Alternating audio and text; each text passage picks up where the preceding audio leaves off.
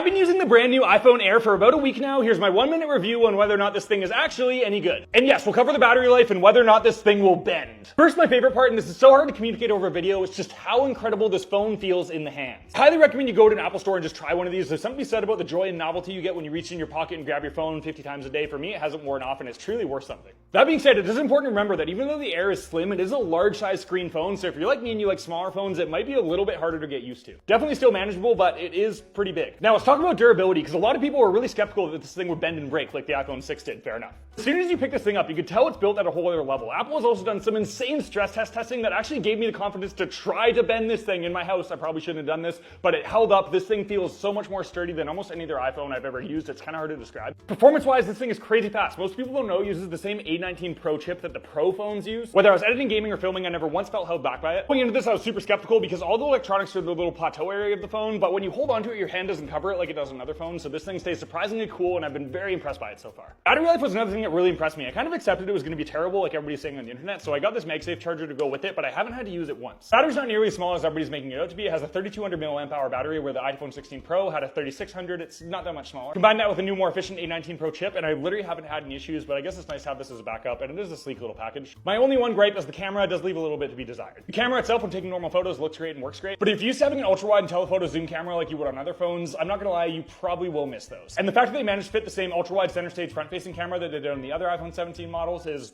absolutely chef kiss. That being said, I'm probably going to be daily driving the Air for at least a bit because I cannot get enough of using this thing. It just feels so great in the hands. If you do want to see more content about all the new iPhones, make sure to follow along because I got lots coming, and I'll catch you in the next video. I've spent the last week testing the brand new iPhone 17 Pro. Here's my 1-minute in-depth review on it. Well, I love this phone dearly. It is the epitome of don't fix it if it's not broken, but man, did they make it better. The daily use experience has been very similar to my 16 Pro, but there's 4 main things that stood out with this thing. First being the cameras. The back cameras are noticeably better, with the 8x telephoto zoom definitely taking the stage. This thing is absolutely incredible, and I was blown away by how far I could push it. And then the new hugely improved front-facing camera that all the new models got this year has been the biggest game changer for me as somebody who films most of my videos with the front-facing camera. It being able to go ultra-wide for when I need to fit more in frame, or just go full horizontal when I need that aspect ratio, is night and day huge. Now, the next thing is the new design. They really changed a lot here, but my favorite part is the edges are now significantly more rounded. They were almost sharp on the previous iPhone, but this thing just feels so sleek in the hands. It's quite a bit lighter as well with the aluminum opposed to the previous titanium. Then the biggest thing in my opinion, and there's a very rare case of Apple underhyping something, is the vapor cooler and how insanely thermally efficient this phone runs. If you've used any other iPhone, or any phone rather, under really heavy duty gaming, editing, filming conditions, especially in the heat, you'll have noticed that it heats up and slows down really aggressively. But their new vapor chamber cooling solution thing is absolute sorcery. This phone is so much better under high performance strain. I have not noticed it throttle at all, and I was really trying to push this thing to test it, and it just stayed cool. I think this is the biggest night and day difference you're gonna see from the Pro if you do upgrade to it. And then nothing to write home about because it happens every year, but the battery is quite a bit better. Obviously that's due to the physical battery and then the more efficient chip in the phone. Aside from the camera and vapor chamber, there's no crazy sweeping changes this year. We definitely got those crazy sweeping changes on the Air,